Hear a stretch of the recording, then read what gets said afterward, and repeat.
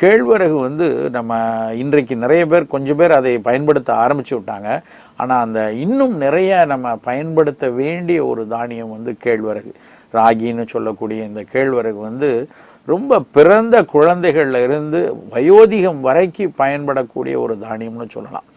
அதாவது தாய்ப்பாலுக்கு அப்புறம் கொடுக்கக்கூடிய முதல் திட உணவுகளில் நெல்சோரை நிறைய பேர் செய்வோம். நெல்சோருக்கு இணையாக வீனிங் ஃபுட்டுன்னு சொல்லக்கூடிய திட உணவுகளில் தாய்ப்பாலுக்கு அப்புறம் கொடுக்கக்கூடிய முதல் திட உணவுகளில் முதலிடத்தில் இருக்கக்கூடிய ஒரு தானியம் வந்து கேழ்வரகு. எய்ட் அப்படின்னு ஒரு ஆர்கனைசேஷன் இருக்குது. அவங்க வந்து ஆக்ஷன் ஃபார் இந்தியன் டெவலப்மெண்ட் சொல்லிட்டு அந்த நிறுவனம் வந்து ஒரு மிகப்பெரிய அளவில் விலை குறைந்து குழந்தைகளுக்கு ஊட்டம் தரக்கூடிய வீனிங் ஃபுட் எது அப்படின்னு ஒரு ஆராய்ச்சி பண்ணாங்க. அதாவது அவங்க வந்து பாவர்ட்டியில் இருக்கக்கூடிய வறுமையில் இருக்கக்கூடிய குழந்தைகளில் தாய்ப்பாலுக்கு அப்புறம் ஒரு திட உணவுனா புட்டி உணவுகள்லாம் வாங்க முடியாத ரொம்ப வறுமையில் இருக்கக்கூடிய குழந்தைகளுக்கு அதைவிட சிறந்த ஊட்டம் கொடுக்கக்கூடிய உணவு எது அப்படின்னு சொல்லி ஆராய்ச்சி பார்த்தப்ப விலை குறைவாக புரதச்சத்தையும் நிறைய கொடுத்து நோய் எதிர்ப்பாற்றலையும் கொடுக்கக்கூடிய ஒரு உணவு இந்த கேழ்வரகு கஞ்சி அப்படிங்கிறத வந்து அவர்கள் அறிவியல் பூர்வமாக நிரூபித்தாங்க. அந்த கேழ்வரகை வந்து நம்ம குழந்தை பருவத்திலிருந்தே தொடர்ந்து நம்ம அறிமுகப்படுத்தணும். இப்போ ஒரு 6-7 மாதத்துக்கு அப்புறம் தாய்ப்பால் மட்டும் பத்தாது, தாய்ப்பாலோடு சேர்ந்து கொஞ்சம் திட உணவும் கொடுக்கணும்னு நம்ம ஆரம்பிக்கிறோம். அப்படி திட உணவு ஆரம்பிக்கும் போது முதல்லையே கேழ்வரகை பயன்படுத்தலாம். அப்படி முதல்ல கேழ்வரகு பயன்படுத்தும் போது அப்படியே மாவை அரைச்சி கொடுக்கக்கூடாது. அதை வந்து குழந்தை ஜீரணிக்க சிரமப்படும். அப்போ என்ன செய்யணும் அப்படின்னா, முதல்ல அந்த கேழ்வரகை நல்லா ஊற வச்சு கொஞ்சம் நேரம் ஊற வச்சு அந்த ஊறின அந்த கேழ்வரகை வந்து நல்லா அரைச்சி அப்புறம் ஒரு துணியில் வந்து வடிகட்டி அதில் பிழிஞ்சு அந்த பாலை மட்டும் எடுக்கணும். அந்த கேழ்வரகு கஞ்சி பாலை, அந்த பாலை வந்து கஞ்சி மாதிரி காய்ச்சி அதை முதல்ல குழந்தைகளுக்கு கொடுக்கணும். படிப்படியாக அப்படியே அதுக்கப்புறம் அப்படியே கேழ்வரகு அரைச்சி பொடியாக்கி அந்த மாவை பயன்படுத்தலாம். முதல்ல அந்த ஊற வச்சு அரைச்சி பிழிஞ்ச பால், அதுக்கப்புறம் கேழ்வரகு மாவுன்ட்டு குழந்தைகள்கிட்ட அதை பயன்படுத்திகிட்டே போகணும். ஏன் வந்து அது வந்து ஒரு நெல்லரிசியை விட சிறந்ததுன்னு பார்த்தோன்னா, சிறுதானியங்களுக்கு அதனுடைய மருத்துவ குணம் அதனுடைய நிறத்திலேயே பொதிஞ்சிருக்கு அப்படின்னு சொல்லலாம். நீங்கள் சாதாரணமாக நெல்லரிசி பாருங்கள், அது நல்ல ஒரு பழுப்பு வெள்ளையாக இருக்கலாம், இல்லை வெள்ளை நிறத்தில் இருக்கலாம். கேழ்வரகு எப்படி இருக்குது? நல்ல ஒரு கருஞ்சிவப்பு நிறத்தோடு இருக்குது. எப்படி அந்த தானியத்துக்கு அந்த கருஞ்சிவப்பு நிறம் வந்ததுன்னு பார்த்தீங்கன்னா, ஒரு தாவரம் தன் வளர்ந்து வரும் பொழுது தனக்கு தேவையான அது சத்துக்களை எல்லாம் சைலம் ஃப்ளோயம் வழியாக ஏற்றிட்டு வந்து தன்னுடைய வளர்சிதை மாற்றத்திற்கு நிறைய விதத்தை பயன்படுத்திட்டு தன்னுடைய அடுத்த தலைமுறைக்காகவும் அந்த தானியத்தை சாப்பிட்டு வாழக்கூடிய பறவைகளாக இருக்கட்டும், மனிதனாக இருக்கட்டும், அவர்களுக்கு நல்லது கொடுப்பதற்காக செகண்டரி மெட்டபலைட்ஸ் அப்படின்னு சொல்லுவாங்க. செகண்டரி பிளான்ட் மெட்டபலைட்ஸை அது வந்து விதைகளில் சேமித்து வைக்குது. அவை எல்லாமே ஒவ்வொன்றும் ஒவ்வொரு நிறத்தில் இருக்கும். அப்படி கேழ்வரகு சேமித்து வைக்கக்கூடிய ஒரு மருத்துவ குணமுடைய சத்துக்கள் தான் அந்த கருஞ்சிவப்பு நிறத்தில் அந்த கேழ்வரகுல இருக்குது. அப்போ எவ்வளவு ஒரு நல்ல விஷயத்தை ஒரு தாவரம் நம்மளுடைய வளர்ச்சிக்காக, நம்மளுடைய உடல் நலத்திற்காக அது சேமித்து கொடுத்துருக்குதுன்னு பாருங்கள்.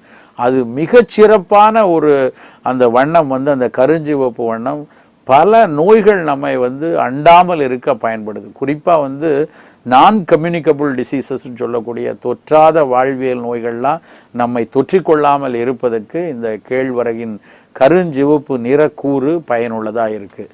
அப்போ அந்த கேழ்வரகை குழந்தைகளில் இருந்து பெண்களாக இருக்கட்டும் எல்லாருமே அதை தொடர்ச்சியாக பயன்படுத்திட்டு வரணும். அதை நம்ம ராகி தோசையாக, கேழ்வரகு தோசையாக சாப்பிட்லாம். குழந்தைகளுக்கு சின்ன சின்ன மாவு உருண்டையாக கேழ்வரகு ராகி உருண்டைம்பாங்க. அந்த ராகியை கருப்பட்டியோடு சேர்ந்து உருட்டி ஒரு சிற்றுண்டி பண்டமாக கேழ்வரகு ராகி உருண்டை கொடுக்கலாம். ராகி புட்டு செய்து சாப்பிடலாம்.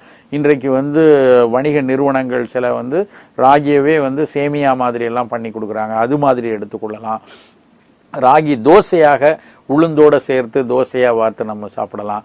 கொஞ்சம் திடமாக ராகி அடைன்னு சொல்லி நிறைய முருங்கைக்கீரை, வெங்காயம் அதெல்லாம் போட்டு அடையாக தட்டி சாப்பிடலாம். ராகி மாவுலேயே சப்பாத்தி மாதிரி போட்டு சாப்பிடலாம். ஏதாவது ஒரு வகையில் தினசரி காலை உணவாகவோ இரவு உணவாகவோ இந்த கேழ்வரகு சேர்ந்த உணவை நம்ம எடுக்கும்போது அது வந்து அதில் நம்ம கிடைக்கக்கூடிய தேவையான உடலுக்கு தேவையான கார்போஹைட்ரேட் புரோட்டீன் தவிர கூடுதலாக இந்த சப்ளிமெண்டடாக உடலுக்கு சேர வேண்டிய பல்வேறு கனிமங்களும் இந்த செகண்டரி மெட்டபலைட்டும் இயல்பாகவே இந்த கேழ்வரகுலேருந்து கிடைக்கும்.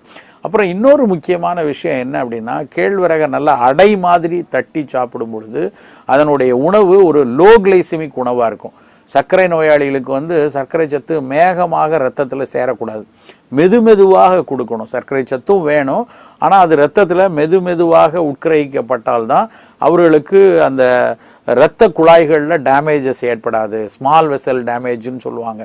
சர்க்கரை நோயாளிகளுக்கு அப்படி வந்து ஆற்றலும் கிடைக்கணும், வேகமாக வந்துடக்கூடாது, மெதுவாக வரும் பொழுது இந்த ஸ்மால் வெசல் டேமேஜும் ஏற்படாது. அப்படிங்கிறப்ப கேழ்வரகு மிகச்சிறப்பான உணவு. நிறைய பேர் நினைக்கிற மாதிரி அரிசி உணவு இல்லையா, அப்போ உடனே சப்பாத்தி போட்டு கோதுமை உணவு மட்டுமே சர்க்கரை நோயாளி சாப்பிடுவாங்க, எந்த நேரமும் சப்பாத்தி சாப்பிடுவாங்க.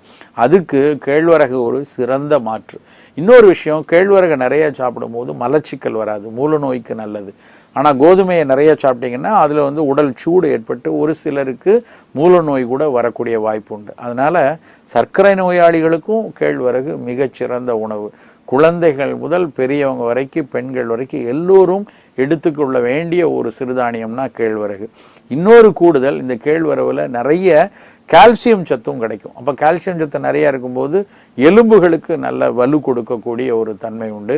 உடல் எடை இயல்பாக ரொம்ப கொழுப்பு ஏறாமல் உடல் எடை குழந்தை நல்லா ஊட்டமாக வரணும்னு நினச்சாலும் இந்த ராகி சேர்ந்த உணவை நம்ம கொடுக்கலாம்.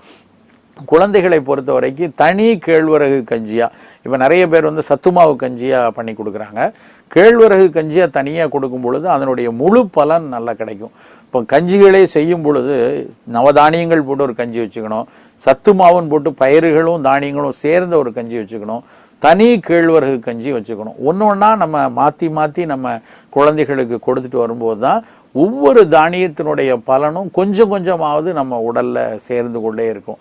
அதே மாதிரி நம்ம சிற்றுண்டிகளாக செய்ய வேண்டிய விஷயத்துலையும் இந்த ராகி உருண்டை, ராகியில் செய்யக்கூடிய புட்டு, இனிப்பு செய்யணும்னா கூட ராகியோடு சேர்த்து நம்ம பனை வெல்லம், நாட்டு வெல்லம் சேர்ந்த உணவுகளை நம்ம அன்றாடம் கொடுத்துட்டு வரணும். இப்படி எல்லா வகையிலையும் செய்யும் பொழுது தான் நம்மளுடைய நோய் எதிர்ப்பாற்றலும் நல்லா கூட்டிகிட்டு வரும். இந்த நான் கம்யூனிகபிள் டிசீசஸ்ன்னு சொல்லக்கூடிய பல நோய்களினுடைய பிடியிலிருந்து நம்ம விலகுவதற்கும் இந்த கேழ்வரகு மிக உதவியாக இருக்கும். சிறுதானியங்களில் மிகச்சிறப்பான தானியங்களில் ஒன்று வந்து கேழ்வரகு. அதை அன்றாடம் நாம் வந்து நம்ம சமையலில் பயன்படுத்தி ஆரோக்கியத்தை மீட்டெடுக்கணும்.